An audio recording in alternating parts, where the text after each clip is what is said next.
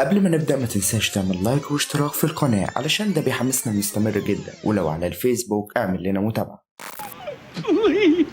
بيبدأ الفيلم بشخص اسمه جين عنده قدرة غريبة مش مفهومة، وهي انه بيصحى كل يوم من النوم بشكل مختلف عن شكله الحقيقي ومفيش حد للأشكال. يعني ممكن يتحول لست عادي جدا أو شخص عجوز برضه، وبنشوف جين متفهم حالته وبيتعايش معاها، وإن عنده في الدولاب كل أنواع الهدوم علشان يقدر يلبس بشكل يليق بمظهره لما يصحى. وكمان عنده مستحضرات تجميل لو اتحول لست. وبيكون جين عنده ورشة خشب بتصنع الأساسات المنزلية، وإنه بيصنع الأساس بنفسه وبيبيعه على الإنترنت، لأنه لو نزل مع العملاء وخلى الناس تجيله هيكتشفوا حالته، لأن شكله هيتغير كل يوم، وإنه كل يوم بيسجل يومياته كفيديو لما شكله بيتغير. وبنرجع بعدها فلاش باك لحياة جين لما كان مراهق، وإن الموضوع بدأ معاه لما كان عنده 18 سنة، وإنه بدأ يعيط من شكله بشدة. وبتشوفه أمه ما بتكونش مستغربة لكنها بتبقى حزينة معاه، وبيسيب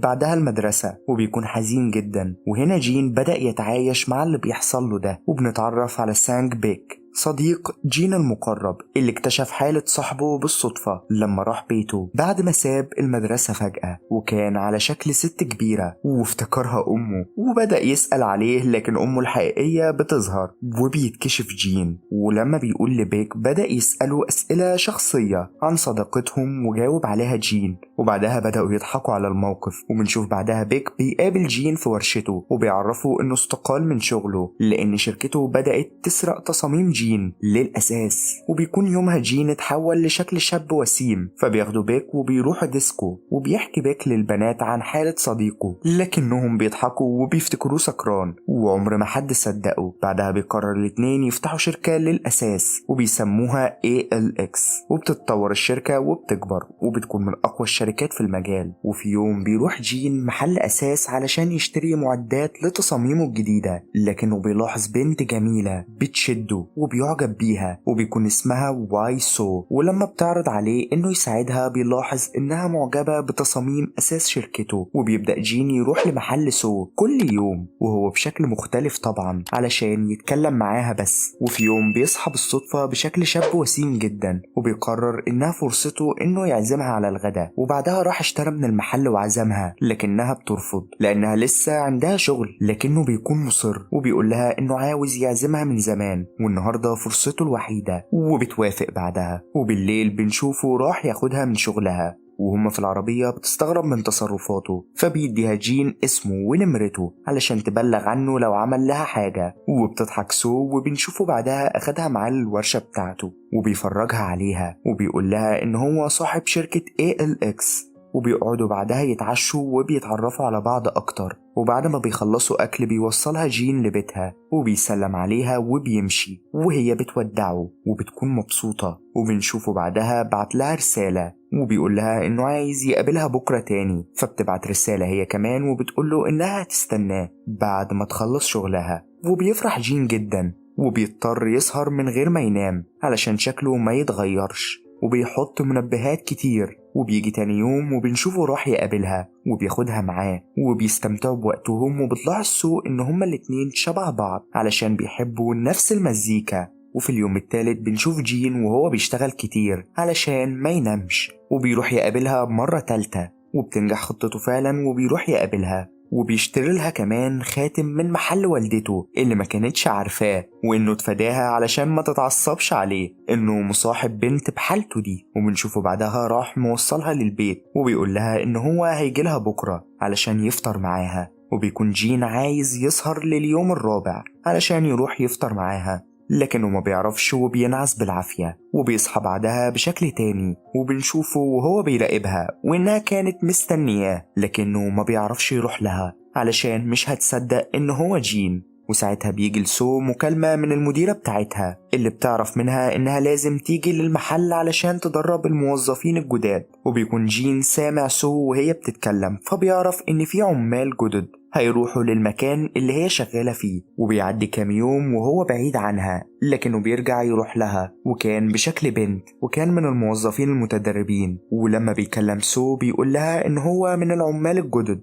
وبعد ما بيخلص الشغل بنشوف جين وهو بيقول لسو إن هو عزمها على العشاء وهو في شكل البنت، وبتكون سو مستغربة منها، لكنه بيقول لها إنهم هيقابلوا جين، فبتوافق وبتروح معاه. ولما بتدخل سو للبيت بتلاقي أساس كتير من ورشة ALX، فبتعرف إن في حاجة غلط وبتبقى عايزة تمشي. وهنا جين بيعترف لها بكل حاجة وبيقول لها إن هو صاحب ورشة ALX، وبيقول لها كمان إن هو بيتحول كل يوم وبيصحى يلاقي نفسه بقى حد تاني، وبيوريها يومياته المتسجلة. وبتكون سو مش مصدقاه وبتضحك وبتفضل مستغربة وبتمشي من البيت. وفي يوم بيوصل لمحل سو هدية من الشركة، وبتكون ترابيزة بنفس الاقتراحات اللي كانت سو نفسها تشوفها، وبيكون جين هو اللي صنعها لها. وبتعدي بعدها الأيام وبنشوف جين وهو زعلان من اللي بيحصل له وإنه مش قادر يبني علاقة حب مع واحدة. وبنشوف سو اللي كانت بتبحث في الإنترنت عن حالة جين لو كانت حقيقية فعلا، لكنها ما بتلاقيش حاجة تفيدها. وبنشوفها بعدها راحت لبيت جين، بس في اليوم ده هو كان متحول لبنت يابانية. ولما بتسأله سو إذا كان بيحبها بيقولها إن هو بيحبها جدا ومش هيتخلى عنها أبدا.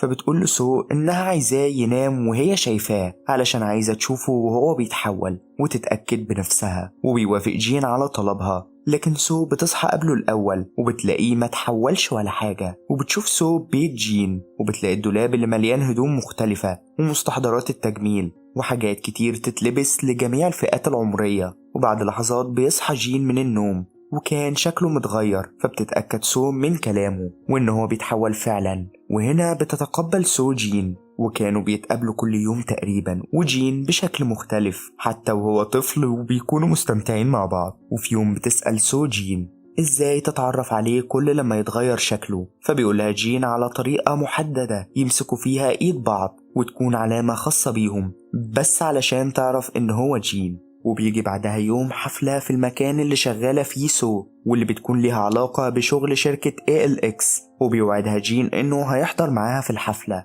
لكنه للأسف بيتحول في اليوم ده لست عجوزة وبيبقى محبط جدا وبيحاول ينام شوية بسرعة علشان يتحول لشكل تاني ويقدر يحضر الحفلة. وفي نفس الوقت بتكون سو مستنية جين، وبتيجي مديرتها في الشغل وبتقول لها إنها بتشوفها كل يوم مع راجل مختلف وإن اللي بتعمله ده ما يصحش. وبتكمل وبتقول لها إن زمايلها في الشغل شافوها هم كمان وإنها بتقل من نظرهم. ووقتها بيظهر شخص وبيمسك إيد سو بنفس طريقتهم، وبتعرف إنه جين وبيقدر يحضر الحفلة معاها وهم سعداء جدا مع بعض. وبتعدي بعدها الأيام وبنشوف سو وهي بتصور مع جين الفيديوهات اللي بيسجلها وبياخدها بعدها لوالدته وبيعرفها عليها، وبيقعدوا كلهم يتكلموا مع بعض. وفي يوم بنشوف سو كانت بتتكلم وهي في الشارع وبتسأله هو فين علشان تروح له، فبيقولها جين إن هو موجود في وسط الناس اللي قدامها وبيتحداها تعرف هو أنهي واحد فيهم. وبيجيلها يمسك إيديها بطريقة مختلفة فبتخاف سو منه. وهنا بدأت تظهر المشاكل في حياتهم وبيعتذر لها جين على اللي حصل. وفي تاني يوم بنشوف سو بتكلمها مديرتها إنها أكيد عندها مشاكل مع الرجالة علشان كده بتتعرف على كتير منهم. وبنشوفها بعدها راحت لدكتورة نفسية وبدأت تاخد أدوية مهدئة وبتطلب تسجل كلامها مع الدكتور لأن عندها مشاكل في تذكر الأحداث.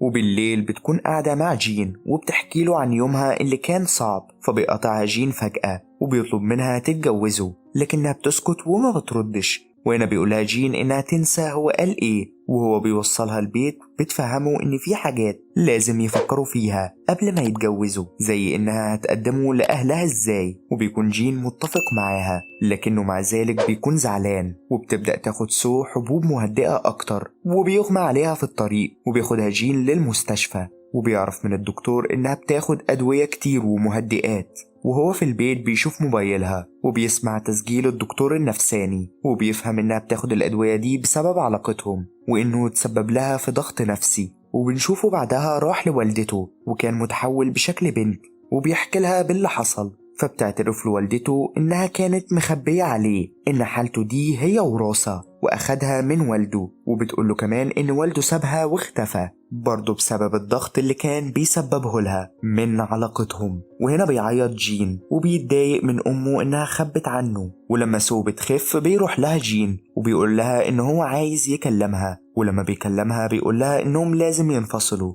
وبيحكي لها عن حالته، وبيقول لها إن هو خايف عليها، وبيطلب منها ما تاخدش أدوية تاني، وبيسيبها وبيمشي. ومن بعدها ما بتشوفش سو جين تاني، وما بتعرفش عنه حاجة، وبتفضل تستناه في الشارع، وكانت على أمل إنه يجيلها ويمسك إيديها، وبتكون حزينة على فراقه، وإنها فاكرة كل لحظاتهم السعيدة إلا شكل وشه. وبتمر الأيام وبتتحسن سو، وبتعرف بالصدفة إن في شركة عارضة كرسي بنفس شكل تصاميم جين. ولما بتروح لصاحبه بيك اللي بيكون زعلان منها إنها سبب حزن صديقه، وبتعرف منه إن جين شغال في الشركة المجهولة دي، وبعدها بتدور على بيته وبتروح له هناك. ولما بيفتح جين بتكون عارفة إن هو جين، لكن جين نفسه بيعمل إنه ما يعرفهاش علشان يتفادى أي ألم ممكن يسببه ليها. وبتقول له إنها عايزة تشتري أساس، وإنها من محل أساس، وبيسمح لها تدخل تبص على الأساس بتاعه. ولما سو بتدخل للبيت بتقعد تتأمل فيه، وبتتأكد إن الشغل اللي هي شايفاه هو شغل جين. وبتروح له بعدها وبتقول له إنها عارفة إن هو جين، وبتمسك إيده بنفس طريقتهم. فبيقول لها جين إنها لازم ترجع علشان هي بتضر نفسها في وجوده معاها، لكنها مش فارق معاها غير وجوده جنبها، وبتطلب منه المرة دي إنه يتجوزها.